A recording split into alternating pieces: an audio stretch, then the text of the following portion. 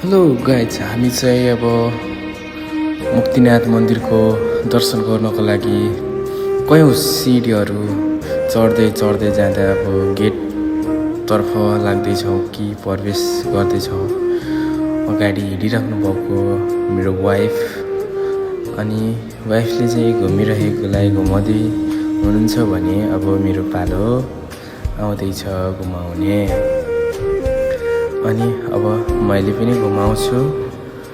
अनि हामी यो घुमाइसकेपछि गेटबाट प्रवेश भइकन हामी मुक्तिनाथ मन्दिरको दर्शन गर्न धारामा नुहाउनको लागि हामी माथितिर जाँदैछौँ।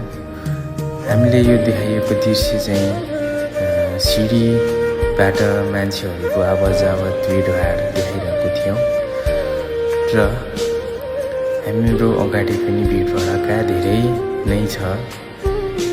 वारिपारिको सिनहरू देखाउँदै हामी मुक्तिनाथ मन्दिरको दर्शन गर्न लाग्यौँ।